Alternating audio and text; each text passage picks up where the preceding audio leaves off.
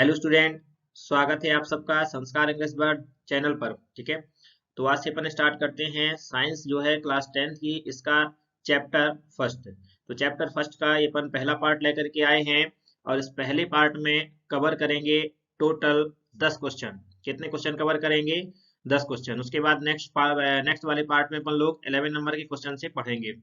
तो देखिए, जल्दी से ज्यादा टाइम बर्बाद ना करते अपन स्टार्ट करते हैं क्वेश्चन नंबर फर्स्ट। तो क्वेश्चन नंबर फर्स्ट क्या कह रहा है? यहाँ क्वेश्चन कह रहा है कि रासायनिक समीकरण से आप क्या समझते हैं। उदाहरण सहित समझाना है। क्या कह रहा है? रासायनिक समीकरण से आप क्या समझते हैं, इसे उदाहरण सहित समझाइए।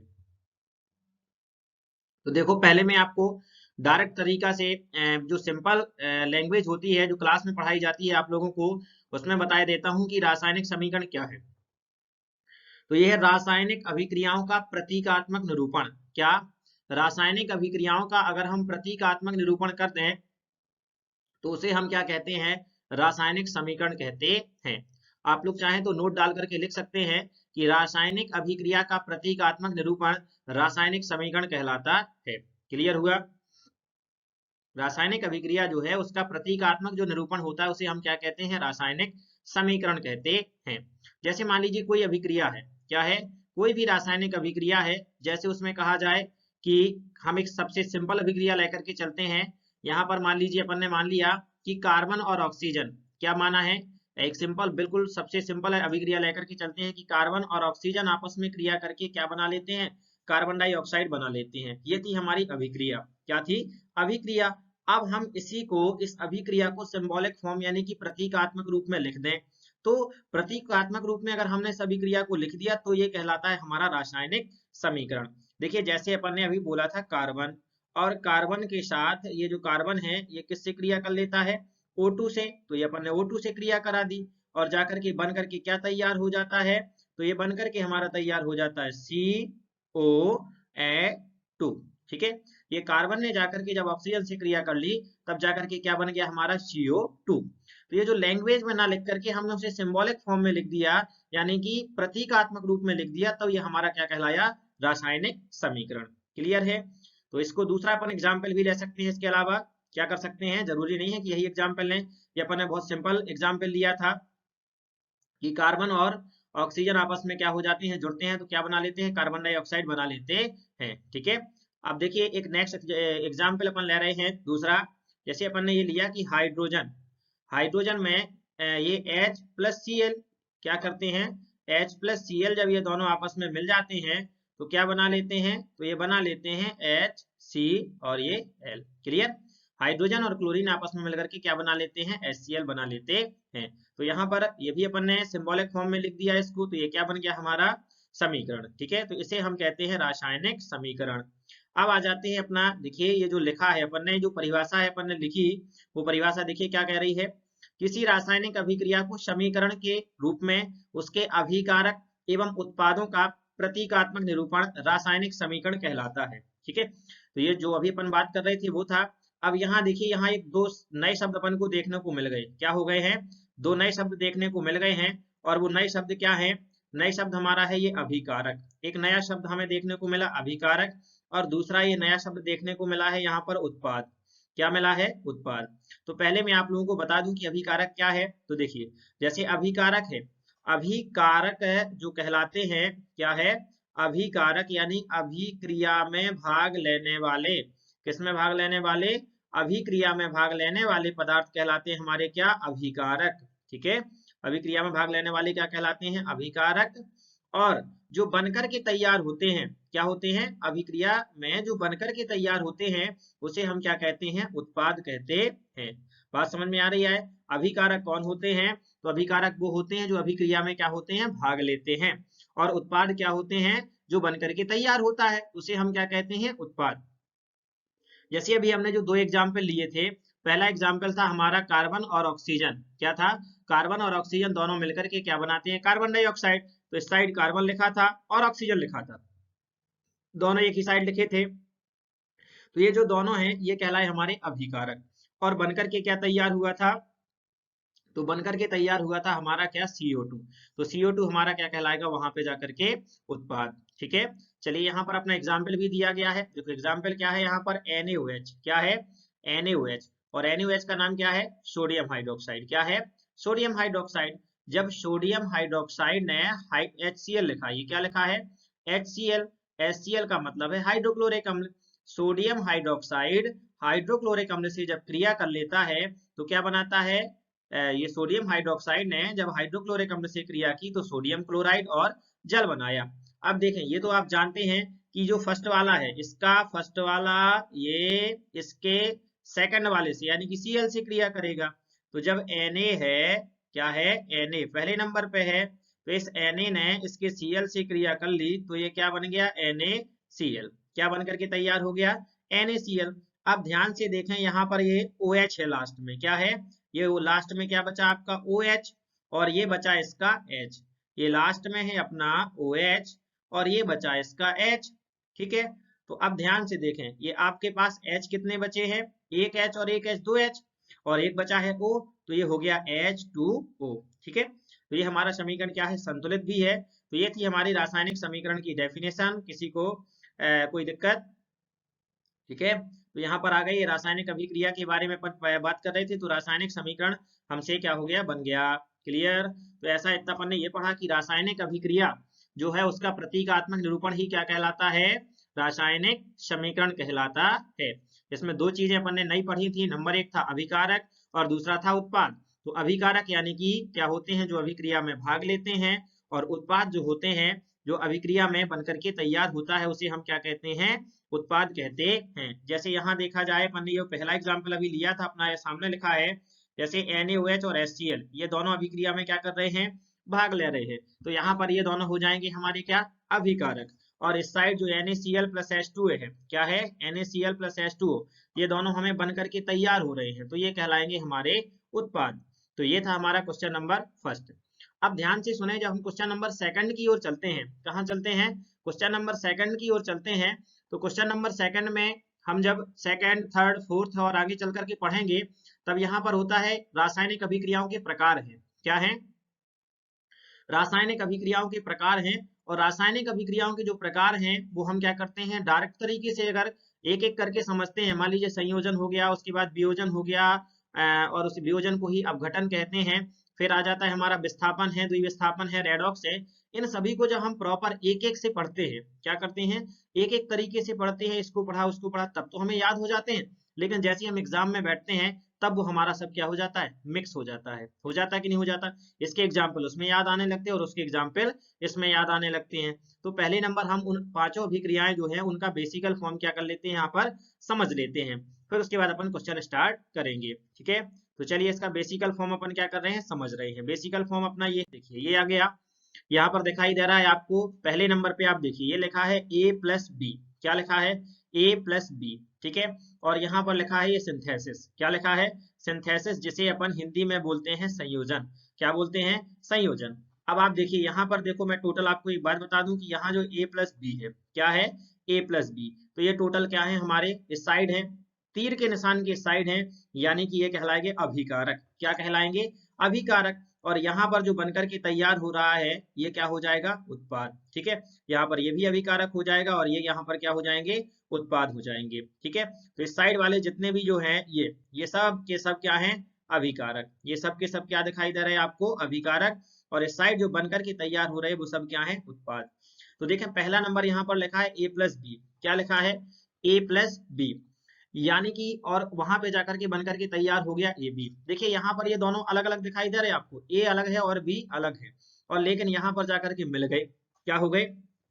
मिल गए।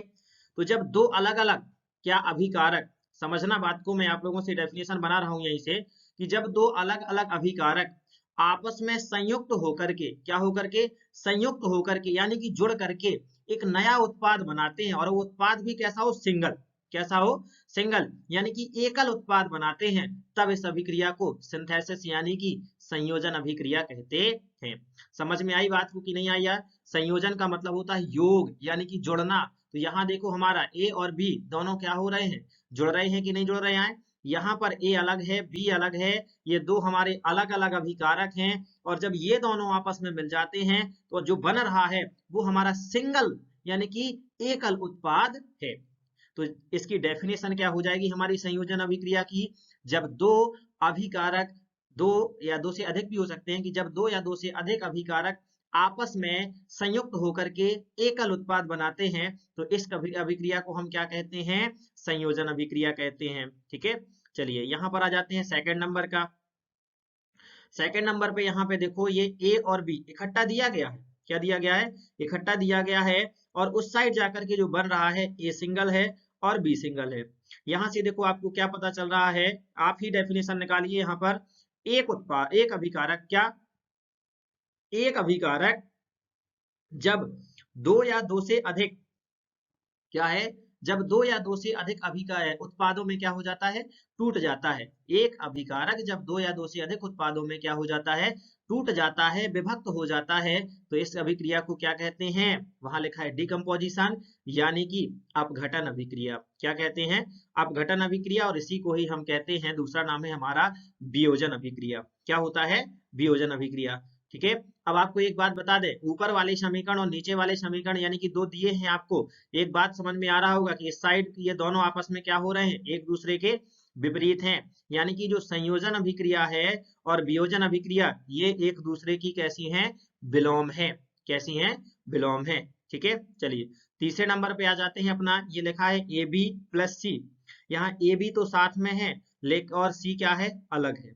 क्या है, सी अलग है। और यहाँ आ जाते हैं तो देखिए आपने क्या किया है, ये जो सी दिखाई दे रहा है आपको, क्या है, ये सी, इस सी ने यहाँ पे जाकर के बी का स्थान ग्रहण कर लिया। किसका ग्रहण कर लिया, बी का। तो देखो देखो यहाँ पर ये ए और ये तो दोनों की साइड की सेम है कि नहीं है, लेकिन यहाँ पर बी और सी में क्या हो गया, चेंजिंग आ गई। ये ए इस वाले सी ने, किसने, इस सी ने क्या कर लिया है, बी का स्थान ले लिया, और जब सी जो है वो बी का स्थान ले लेगा तो स्वाभाविक सी बात है कि बी कहाँ आ जाएगा, सी के स्थान पर आ जाएगा। ठीक है, यानी कि एक क्या हो रहा है, स्थान बदल रहा है, और स्थान बदलने का मतलब क्या होता है, विस्थापन। क्या होता है, विस्थापन। समझ में आ रहा है कि नहीं आ रहा है, तो एक अगर स्थान ये बदल रहा है तो ये है विस्थापन अभिक्रिया, यानी कि यहाँ पर लिखा है रिस्प्लेसमेंट। क्या लिखा है, रिस्प्लेसमेंट का मतलब होता है विस्थापन अभिक्रिया। बात समझ में आ रही है, जैसे यानी कि यहाँ पर देखो ए और बी है तो ये तो कोई यौगिक होगा, क्या होगा, ये कोई यौगिक होगा, और ये सी सिंगल है यानी कि ये कोई तत्व होगा। तो और इस यौगिक की परिभाषा के बारे में अपन जानते हैं कि इसमें दो या दो से अधिक क्या होते हैं, तत्व मिलकर के यौगिक बनाते हैं। तो देखो यहाँ क्या होता है कि अब इसकी डेफिनेशन क्या निकल के आएगी, किसकी, विस्थापन की, कि जब एक यौगिक में से, समझना, या जब किसी यौगिक में से, जो कि यहाँ ए और बी है, ये काहे का काम कर रहा है, यौगिक का, जब किसी यौगिक में से एक तत्व, क्या, एक तत्व विस्थापित हो जाता है, क्या हो जाता है, एक तत्व विस्थापित हो जाता है, तब ऐसी अभिक्रिया को हम क्या कहते हैं, ऐसी अभिक्रिया को हम कहते हैं विस्थापन अभिक्रिया। ठीक है, देखो यहाँ पर क्या विस्थापित कौन हो गया, ये यौगिक तो है हमारा ए बी, और इसमें से बी क्या हो गया, विस्थापित हो गया। ठीक है, बी का स्थान सी ने ले लिया। यहाँ देखिए आपने ये सी दिखाई दे रहा है इधर। फिर आते हैं नेक्स्ट, फोर्थ नंबर का, ये है आपकी डबल डिस्प्लेसमेंट, यानी कि रिप्लेसमेंट भी लिख सकते हैं इसे, और डिस्प्लेसमेंट भी लिख सकते हैं, जिसे अपन बोलते हैं हिंदी में द्विविस्थापन अभिक्रिया। क्या बोलते हैं, द्विविस्थापन अभिक्रिया।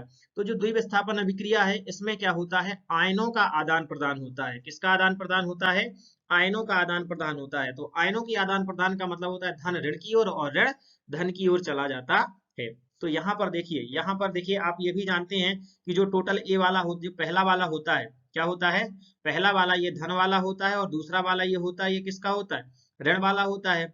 और ये वाला भी क्या होता है, धन का होता है, और ये वाला भी क्या होता है, ऋण का होता है। तो ए जो जा है ये जाकर की क्रिया किससे करेगा, डी से। किससे करेगा, डी से। और बी जो जाकर की क्रिया किससे करेगा, सी से। ठीक है, ए जो है ये डी से क्रिया करेगा, और जो बी है ये सी से क्रिया करेगा। क्लियर, यानी कि यहाँ पर क्या हो रहा है, आयनों का आदान प्रदान हो रहा है। क्या हो रहा है, आयनों का आदान प्रदान हो रहा है। तो यहाँ पर ये कौन सी अभिक्रिया हो जाएगी, हमारी द्विविस्थापन अभिक्रिया। चलो देखो मैं आपको समझा दे रहा हूँ कि ए कैसा है, हमेशा धनायन रहता है पहला वाला, ये दूसरा ऋणायन। ये वाला जाकर के धनायन रहता है, और ये वाला जाकर के ऋणायन रहता है। तो ये वाला जो धन वाला है ये जाकर के किससे क्रिया करेगा, इसके ऋण वाले से। तो ये हो गया ए और डी क्रिया करेगा, और ये वाला इसका जो धन वाला है ये जाकर के किससे क्रिया करेगा, इसके ऋण वाले से, तो ये हो जाएगा सी बी सी। ठीक है, लेकिन यहाँ पर थोड़ा सा क्या हो गया है, अलग दिखाई दे रहा है, यानी कि यहाँ पर थोड़ा सा वो क्या हो गया, मिसप्रिंट है। चलिए तो इसको दूसरे वाले एग्जाम्पल से अपन क्या कर लेते हैं, समझ लेते हैं। अब यहाँ तो था अपना एबीसीडी का, क्या किया था, एबीसीडी का एग्जाम्पल लेकर के चले थे। अब अपन आ जाते हैं नेक्स्ट, बॉल का एग्जाम्पल लेते हैं। किसका एग्जाम्पल लेते हैं, बॉल का। ठीक है, तो देखिए यहाँ पर ये है आपके पास बॉल है। यहाँ पर देखो आपको ये एक अलग रंग की बॉल दिखाई दे रही है और ये अलग रंग की दिखाई दे रही है। ठीक है, चलिए मान लेते हैं ये जो हमें दिखाई दे रही है गुलाबी रंग की बॉल दिखाई दे रही है और ये हरे रंग की बॉल क्या है, दिखाई दे रही है। यहाँ पर ये दोनों बॉलें क्या है, अलग अलग है। ये दोनों बॉलें आपस में क्या हो रही है, जुड़ रही है। अलग अलग होने के बावजूद में लास्ट में क्या हो गई है, सिंगल हो गई है। तो जब अलग अलग तत्व आपस में मिलकर के एक उत्पाद बनाते हैं, क्या बनाते हैं, एक उत्पाद बनाते हैं, तो ऐसे अभिक्रिया को हम क्या कहते हैं, संयोजन। यहाँ पर दोनों एक साथ हैं और आगे चल करके यहाँ पर क्या हो गई, अलग अलग हो गई हैं, तो इसे हम क्या कहते हैं, अपघटन अभिक्रिया या फिर वियोजन अभिक्रिया। और यहाँ पर देख लीजिए ये हरी वाली तो ज्यों की त्यों है और इस साइड भी हरी वाली ज्यों की त्यों है, और ये जो नीली वाली है तो नीली वाली का स्थान ले लिया किसने, गुलाबी वाली ने। ठीक है, इस तरीके से इनका स्थान क्या हो गया, परिवर्तित हो गया। तो इस अभिक्रिया को हम क्या कहते हैं, विस्थापन अभिक्रिया। अब ध्यान से देखो, इसका ये जो है कौन सा है, ये गुलाबी वाले के साथ कौन क्रिया करेगा, जो मैं वहां बता रहा था आपको, ये वाला नीला वाला। ठीक है, और इस वाले के साथ, इसके साथ क्रिया कौन करेगा, ये। क्लियर हुआ। तो ये क्यों, क्योंकि ये पहला वाला तो हमेशा धन रहता है, दूसरा ऋण रहता है, और ये धन रहता है और ये ऋण रहता है। तो ये धन वाला जाकर के किससे क्रिया करेगा, ऋण वाले से। और ये धन, ये वाला जो है, ये ऋण वाला किससे जाके क्रिया करेगा, इसके धन वाले से। तो इस तरीके से ये है हमारी कौन सी अभिक्रिया, द्विविस्थापन अभिक्रिया। तो ये चारों की चारों अभिक्रियाएं आप लोगों को टोटल क्या हो गई होंगी, समझ में आ गई होंगी। चलिए अब नेक्स्ट क्वेश्चन पे स्टार्ट करते हैं। क्वेश्चन क्या कह रहा है, क्वेश्चन है हमारे ये सेकंड नंबर का क्वेश्चन है, संयोजन अभिक्रिया को उदाहरण से समझाइए। किस अभिक्रिया को उदाहरण से समझाना है, संयोजन को। तो अब डेफिनेशन बताने की आवश्यकता नहीं है, डायरेक्टली हमारे सामने लिखी है कि वे रासायनिक अभिक्रियाएं जिनमें दो या दो से अधिक तत्व या यौगिक संयुक्त होकर के एकल उत्पाद बनाते हैं, क्या कहलाती हैं, संयोजन अभिक्रिया कहलाती हैं। तो यहाँ पर जिसमें अपन ने एग्जाम्पल क्या लिखा है, NH3। NH3 क्या होता है, अमोनिया, और दूसरा है हाइड्रोक्लोरिक अम्ल यानी HCl। जब ये दोनों आपस में क्रिया कर लेते हैं तो ये क्या बना लेते हैं, अमोनियम क्लोराइड। और अमोनियम क्लोराइड का फॉर्मूला क्या है, NH4Cl। क्या है, NH4Cl। जरूरी नहीं है कि हम यही वाला एग्जाम्पल लिखें, क्या है, जरूरी नहीं है कि हम यही वाला एग्जाम्पल लिखें जो हमने थोड़ी देर पहले आपको बताया था। C+O2 वाला भी हम एग्जाम्पल क्या कर सकते हैं, लिख सकते हैं। H+Cl वाला भी हम एग्जाम्पल क्या कर सकते हैं, लिख सकते हैं। ठीक है, तो आपको कोई भी एग्जाम्पल लिख सकते हैं, जैसे माना कि लीजिए, जरूरी नहीं है कि अपन वही लिखें, तो H+Cl और इक्वल में क्या लिख सकते हैं, HCl। ये वाला भी हम एग्जाम्पल क्या हो सकते हैं, लिख सकते हैं। नेक्स्ट अपना जो C+O2, C+O2 इक्वल में हमारा CO और ये 2, ये वाला भी हम एग्जाम्पल क्या कर सकते हैं, लिख सकते हैं। यानी कि दो को जोड़ करके हमें क्या बनाना है, एक सिंगल उत्पाद बनाना है। तो ये थी संयोजन अभिक्रिया। नेक्स्ट क्वेश्चन हमारा क्या कह रहा है, विस्थापन अभिक्रियाएं किसे कहते हैं, उदाहरण से समझाइए। क्या कह रहा है, विस्थापन अभिक्रियाएं किसे कहते हैं, उदाहरण से समझाइए। तो हेडिंग डाली अपन ने विस्थापन अभिक्रियाएं। तो यहाँ पर है वे अभिक्रियाएं जिनमें एक अभिकर्मक यौगिक में से, एक अभिकर्मक जो है वो यौगिक में से, देखना यहाँ पर बहुत सारे बच्चे जब रटते हैं, तो रटना तो है नहीं बेटा, समझना है, तो आप लोग क्या हो जाते हैं, परेशान हो जाते हो। देखो यहाँ क्या लिखा, वे अभिक्रियाएं जिनमें एक अभिकर्मक, बस यहाँ पे रुक जाना है, एक अभिकर्मक है वो यौगिक में से दूसरे तत्व को क्या कर देता था, विस्थापित कर देता था। अपन ने बॉल वाला एग्जाम्पल लिया था कि नहीं लिया था, विस्थापित कर देता है, और विस्थापित करने के साथ साथ स्वयं उसका क्या कर लेता है, स्थान ग्रहण कर लेता है। जैसे इसके लिए अपन देखिए, यहाँ पर अपन ने ये लिखा A और ये लिखा B, क्या लिखा, AB, और इस AB और यहाँ पर लिखा C। तो ये तो है AB, तो क्या है, यौगिक, और ये कहलाएगा इसका एक तत्व और ये कहलाएगा दूसरा तत्व। तो ये यौगिक में से ये वाला अभिकर्मक उठ करके दूसरी जगह चला जाएगा और ये वाला जाकर के उसका स्थान ग्रहण कर लेगा, स्थान ग्रहण कर लेगा। तो ये बन जाएगा A और ये बन जाएगा AC हो जाएगा, और ये प्लस का क्या हो जाएगा हमारा B। ठीक है, क्या हो गया, ये प्लस का B। स्थान क्या हो गए इनके, परिवर्तित हो गए, तो इसे हमने कहा गया कौन सी अभिक्रिया, इसे कहा गया विस्थापन अभिक्रिया। ठीक है, उन्होंने एक दूसरे के स्थान क्या कर लिए, बदल लिए, तो ये अभिक्रिया हो गई हमारी विस्थापन अभिक्रिया। चलिए यहाँ देख लेते हैं अपन, ये लिखा आयरन, और ये जाकर के कहाँ पे जाएगा भाई, प्लस में, यहाँ Cu की जगह पर बैठ जाएगा और Cu क्या हो जाएगा, अलग हो जाएगा, तो हो जाएगा FeSO4 ज्यों का त्यों, तो FeSO4 प्लस का Cu। तो ये अभिक्रिया थी हमारी कौन सी, विस्थापन अभिक्रिया। नेक्स्ट क्वेश्चन पे आ जाते हैं, यहाँ कह रहा है द्विविस्थापन अभिक्रियाएं किसे कहते हैं, उदाहरण से समझाइए। द्विविस्थापन का मतलब होता है कि जिनमें आयनों का आदान प्रदान होता है, तो अपन ने देखो डेफिनेशन में लिखा है कि वे अभिक्रियाएं जिनमें अभिकारकों के बीच आयनों का क्या होता है, आदान प्रदान होता है, द्विविस्थापन अभिक्रियाएं कहलाती हैं। अब आदान प्रदान से तात्पर्य यहाँ जो Ba है ये कैसा रहेगा, धनायन रहेगा, और Cl कैसा रहेगा, ऋणायन रहेगा। यहाँ Na कैसा रहेगा, धनायन रहेगा, और SO4 कैसा रहेगा, ऋणायन। तो ये जो Ba है, क्या है Ba, ये जाकर के किससे क्रिया करेगा, SO4 से, तो ये क्या हो गया हमारा BaSO4। और यहाँ पर ये देखिए, अब हमारे जो Na है, क्या है Na, तो ये Na कितने हैं, दो, कितने हैं Na, दो, और Cl भी कितने हैं, तो ये Cl भी हमारे कितने हैं, दो, तो ये जो दो है टोटल कहाँ आ जाएगा, आगे, और ये हो जाएगा NaCl। आयनों का आदान प्रदान हुआ कि नहीं हुआ, और आयनों का आदान प्रदान हो रहा है, तो ये वाली अभिक्रिया हमारी कौन सी अभिक्रिया है, द्विविस्थापन अभिक्रिया। तो ये द्विविस्थापन अभिक्रिया आप लोगों को समझ में आ गई होगी, इसीलिए मैंने आप लोगों को पहले बहुत सारा डिटेल से बता दिया ताकि अपन को टाइम ना लगे। चलिए नेक्स्ट क्वेश्चन पे अपन आ जाते हैं, क्वेश्चन नंबर 5। तो क्वेश्चन नंबर 5 है, यहाँ कह रहा है रेडॉक्स अभिक्रियाओं से आप क्या समझते हैं, क्या कह रहा है, रेडॉक्स अभिक्रियाओं से आप क्या समझते हैं। तो समझिए जो रेडॉक्स अभिक्रियाएं होती हैं, तो देखो यहाँ पर क्या लिखा है कि वे अभिक्रियाएं जिनमें एक अभिकारक का उपचयन होता है, क्या होता है, एक अभिकारक का उपचयन होता है तथा दूसरे का अपचयन होता है। क्या लिखा अपन ने, वे अभिक्रियाएं जिनमें एक अभिकारक का उपचयन होता है तथा दूसरे का अपचयन होता है, रेडॉक्स अभिक्रियाएं कहलाती हैं। तो रेडॉक्स उपचयन, और इसे एक दूसरा नाम भी दिया गया है उपापचयन। क्या दिया गया है, उपापचयन, यानी कि उपचयन और अपचयन दोनों साथ में होता है, तब हम इसे क्या कहते हैं, उपापचयन अभिक्रिया कहते हैं। क्लियर हुआ।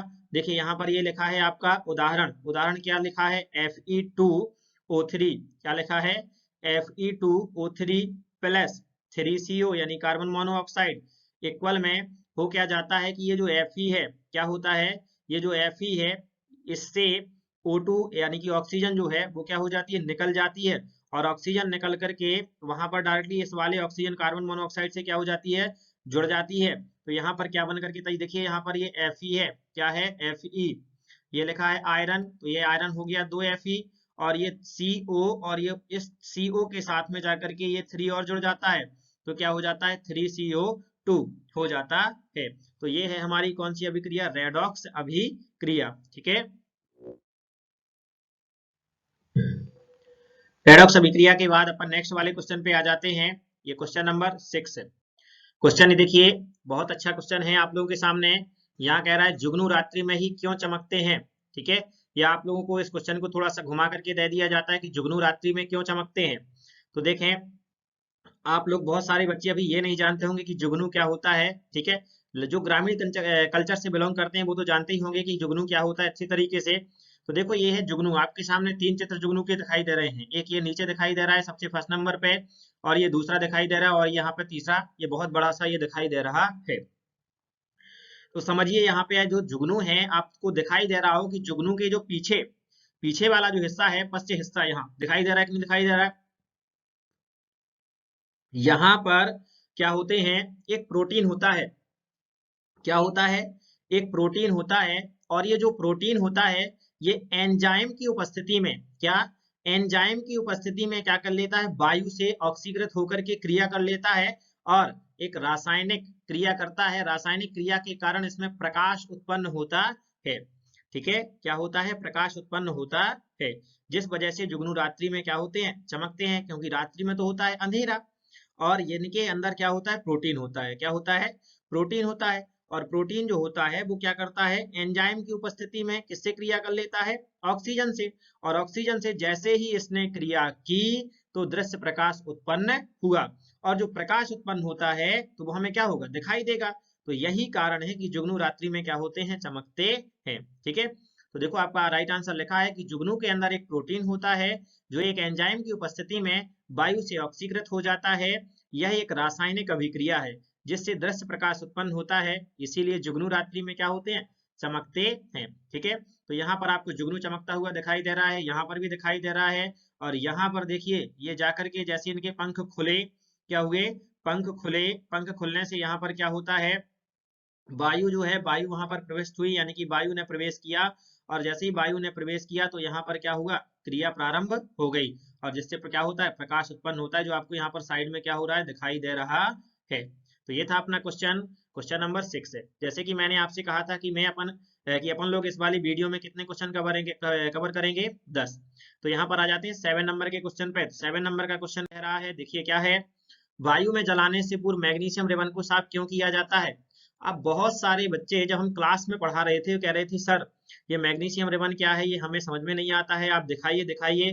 तो यहाँ पर वो बच्चे क्या करें, देख लें कि इस तरीके से कि ये है मैग्नीशियम रिबन। ठीक है, तो देखो यहाँ पहले क्वेश्चन पे पढ़ते हैं। क्वेश्चन क्या कह रहा है कि वायु में जलाने से पूर्व मैग्नीशियम रिबन को साफ क्यों किया जाता है। तो देखो ये है मैग्नीशियम रिबन, आपके सामने डायग्राम पहले जो बाएं साइड बना है ये है मैग्नीशियम रिबन, और यहाँ पर जो दाएं साइड यानी कि राइट साइड में जो बना हुआ है इसे क्या किया जा रहा है, जलाया जा रहा है। ठीक है, तो देखो जैसे ही क्वेश्चन हमारा कह रहा है कि वायु में अगर जलाते हैं डायरेक्टली मैग्नीशियम रिबन में अगर हम आग लगाते हैं तो मैग्नीशियम रिबन क्या नहीं होता है, जलता नहीं है।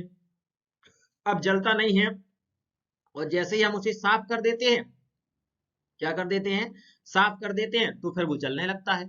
इसका रीजन क्या है, तो देखो मैग्नीशियम रिबन के ऊपर एक धुंधली मैग्नीशियम ऑक्साइड आरक्षक परत क्या हो जाती है, जम जाती है। मैग्नीशियम ऑक्साइड की ये क्या होती है, उसके ऊपर एक परत जम जाती है।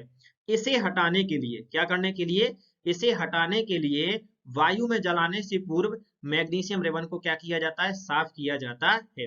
जैसे अब ये परत उसके ऊपर जम गई, अब वो कैसे यहाँ पर क्रिया करेगी, वहां पे आग लगनी ही नहीं है, और जैसे ही उस परत को क्या कर दिया, हटा दिया, जब वो परत ही हट जाएगी तो उसमें क्या हो जाता है, आसानी से आग लग जाती है। ठीक है, क्यों, अब क्योंकि जो वहां लिखा है आपका कि जो आरक्षी परत होती है वो मैग्नीशियम को ऑक्सीजन से क्रिया करने से क्या करती है, रोकती है। तो बात समझ में आ गई है कि जब तक उसके ऊपर क्या होती है, मैग्नीशियम ऑक्साइड की क्या होती है, आरक्षी परत जमी रहती है। ये जो आरक्षी परत है ये ऑक्सीजन से क्रिया करने के लिए क्या करती है, रोकती है, और क्रिया करने की वजह से इसमें आग नहीं लग पाती है। और जब इसको हटा दिया जाता है तो जब ऑक्साइड की परत ही नहीं रहेगी तो डायरेक्ट तरीके से, इसे साधारण तरीके से क्या हो जाएगी, ऑक्सीजन से क्रिया हो जाएगी, और क्या हो जाता है कि इसमें आग लग जाती है। तो ये समीकरण आपका अपना लिखा है कि मैग्नीशियम प्लस ऑक्सीजन, यानी कि मैग्नीशियम और ऑक्सीजन आपस में मिलकर के मैग्नीज ऑक्साइड क्या कर लेते हैं, बना लेते हैं।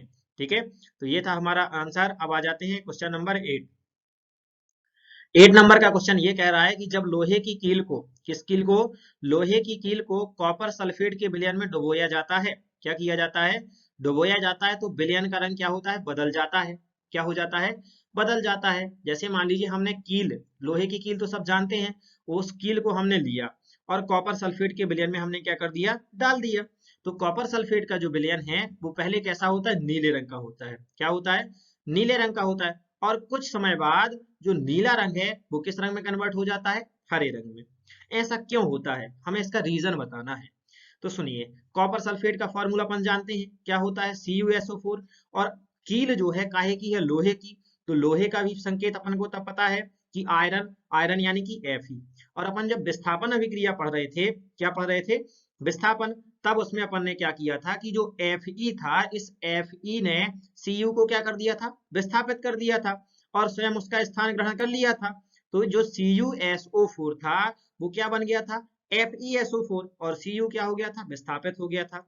हो गया था कि नहीं हो गया था, इस वजह से उसका रंग क्या हो जाता है, नीले से हरा हो जाता है। चलिए देखिए जो अपन ने लिखा है क्वेश्चन का आंसर यहाँ है कि जब लोहे की कील को कॉपर सल्फेट के नीले घोल में डुबोया जाता है तो जो लोहा होता है वो कॉपर सल्फेट के घोल से कॉपर को क्या कर देता है, विस्थापित कर देता है, और फेरस सल्फेट का क्या बना लेता है, हरा विलयन बना लेता है। इस कारण से इसका रंग क्या हो जाता है, बदल जाता है। और ये नीचे हमारा समीकरण दिया गया है, यही समीकरण है हमारा किसका, विस्थापन अभिक्रिया का। तो अपन को बार में इसको क्या है, ज्यादा डिटेल से पढ़ने की आवश्यकता है नहीं, क्योंकि अपन एक बार पहले पढ़ चुके हैं। और ये आपका डायग्राम यहाँ बगल में बना हुआ है, ये है CuSO4, क्या है, CuSO4, और CuSO4 जो है इसका रंग कैसा है, देखो आपको दिखाई दे रहा है नीला। और जब इसमें हमने ये आयरन यानी कि लोहे की कील डाल दी, तो लोहे की कील डाल दी तो इस आयरन ने Cu को क्या कर दिया, विस्थापित कर दिया। तो यहाँ पर Cu क्या हो गया, FeSO4 बन गया, और ये Cu क्या हो गया, विस्थापित हो गया, जिस वजह से इसका रंग नीले से कैसा हो जाता है, हरा हो जाता है। अब आ जाते हैं क्वेश्चन नंबर 9 पर। तो क्वेश्चन नंबर 9 क्या कह रहा है, तेल एवं वसायुक्त पदार्थों को नाइट्रोजन से प्रभावित क्यों किया जाता है। ये बड़ा मजेदार क्वेश्चन है। आप लोगों ने चिप्स वगैरह खाते हैं, कुरकुरे वगैरह खाते हैं, मार्केट से लाए, बहुत दिनों तक रखे रहते हैं, 15-15, 20-20 दिन। तो ये ऐसे नॉर्मली ही दुकानों पे रखे रहते हैं, पता नहीं कब बने थे, कब से वहां पर 2-2 साल, 1-1, 1.5 साल तक क्या होते हैं, रहते हैं, और अपन लोग खाते हैं। तो जब तक पैकेट को खोलते नहीं है तब तक, और जैसे ही हमने खोल दिया, ठीक है, क्या कर देते हैं, खोल देते हैं, और खोलने के बाद मान लीजिए 1-2 चिप्स खाई और उसके बाद रख दी, फिर सुबह उठाई या 1-2 घंटे बाद उठाई, तो उनका स्वाद एवं गंध क्या होता है, बदल जाता है। जबकि वहां 1-1, 1.5 साल से रखे हैं फिर भी उनका स्वाद गंध नहीं बदला। उसका कारण क्या है, ठीक है, तो देखो यहाँ पर उसका कारण यही है। इससे देखो यहाँ, तेल एवं वसायुक्त पदार्थ वायु या ऑक्सीजन के संपर्क में अधिक समय तक रहने पर अपचयित होकर के अपना स्वाद एवं गंध क्या कर देते हैं, बदल देते हैं, और विकृति गंधी हो जाते हैं। इसीलिए इन्हें नाइट्रोजन जैसे कम सक्रिय गैसों से क्या किया जाता है, प्रभावित किया जाता है, यानी इनके अंदर नाइट्रोजन गैस भर दी जाती है। नाइट्रोजन गैस भर जाने से क्या होता है कि ये ऑक्सीजन वहां पर नहीं पहुंच पाती और ऑक्सीजन से क्रिया नहीं हो पाती है। और जैसे ही हमने उसे खोल दिया, पैकेट को खोल दिया, और पैकेट को जैसे ही खोला और सामने रखा, तो ऑक्सीजन से क्रिया क्या है, हो जाती है, और वो हमारे क्या हो जाते हैं, विकृति गंधी हो जाते हैं। विकृति गंधी का मतलब होता है अपना स्वाद बदल देते हैं, और उनकी गंध भी क्या होती है, अजीब तरीके से आने लगती है। तो ये था अपना, इन्हें हम क्या करते हैं कि विकृति गंधी होने से बचाने के लिए तेल एवं वसायुक्त खाद्य पदार्थों में कोई ऑक्सीजन गैस, ये सॉरी नाइट्रोजन गैस क्या कर देते हैं, प्रवाहित कर देते हैं। आप लोगों से क्वेश्चन भी पूछा जा सकता है कि नमकीन, चिप्स आदि के पैकेटों में कौन सी गैस भरी रहती है, तो आप क्या बताएंगे, बताएंगे आप डायरेक्टली नाइट्रोजन। फिर आते हैं नेक्स्ट 10 नंबर का क्वेश्चन, जो रहेगा अपना लास्ट वाला क्वेश्चन, ठीक है। फिर आते हैं, देखिए क्वेश्चन ये जो था अपना 10 नंबर का, यहाँ कह रहा है श्वसन को ऊष्माक्षेपी अभिक्रिया क्यों कहते हैं। क्या कह रहा है, श्वसन को ऊष्माक्षेपी अभिक्रिया क्यों कहते हैं। तो जो श्वसन है एक मंद दहन ऑक्सीकरण की अभिक्रिया है। श्वसन क्या है, मंद दहन ऑक्सीकरण की अभिक्रिया है, जिसमें कार्बन डाइऑक्साइड, जल वाष्प एवं एटीपी के रूप में क्या होती है, ऊष्मा निकलती है। ऊष्मा क्या होती है, निकलती है। इसीलिए श्वसन को हम क्या कहते हैं, ऊष्माक्षेपी अभिक्रिया कहते हैं। क्योंकि जो ऊष्माक्षेपी अभिक्रिया उसके हम जब डेफिनेशन पढ़ते हैं तब उसमें हम क्या करते हैं कि वह अभिक्रिया जिसमें ऊष्मा निकलती है उसे हम क्या कहते हैं, ऊष्माक्षेपी कहते हैं। और जिसमें ऊष्मा का शोषण किया जाता है यानी ऊष्मा ली जाती है यानी ग्रहण की जाती है, तो उसे हम क्या कहते हैं, ऊष्मा शोषी कहते हैं। तो इस वाली क्रिया में भी क्या होती है, ऊष्मा बाहर निकल रही है, और ऊष्माक्षेपी में भी ऊष्मा बाहर निकलती है। इसीलिए इसे हम क्या कहते हैं, ऊष्माक्षेपी अभिक्रिया कहते हैं। ये नीचे हमारा समीकरण दिया गया है C6H12O6 जो कि ग्लूकोज का सूत्र है, और इसमें इक्वल में जैसे क्या होता है 6CO2 + 6H2, और इक्वल में क्या हो रहा है, ये जो है ये एनर्जी क्या होती है, हीट यानी कि ऊर्जा, ये क्या हो रहा है आपकी निकल रही है, यानी ऊष्मा, ठीक है। तो ये थे हमारे कितने क्वेश्चन, 10 क्वेश्चन। तो ये पढ़ते रहें, मजा आ रहा होगा आप लोगों को। ये था हमारा पहला वाला पार्ट, और अगर आप लोग अच्छे तरीके से सपोर्ट करेंगे, पढ़ने में मजा आ रहा होगा, तो आपके साथ आएंगे बहुत जल्द नेक्स्ट पार्ट लेकर के, पार्ट नंबर 2, ठीक है। 2 नंबर वाले पार्ट में अपन इसके आगे की क्वेश्चन क्या करेंगे, पढ़ेंगे। तो पढ़ते रहें, मुस्कुराते रहें। जयराम जी की मिलेंगे आपके साथ नेक्स्ट वाले पार्ट में।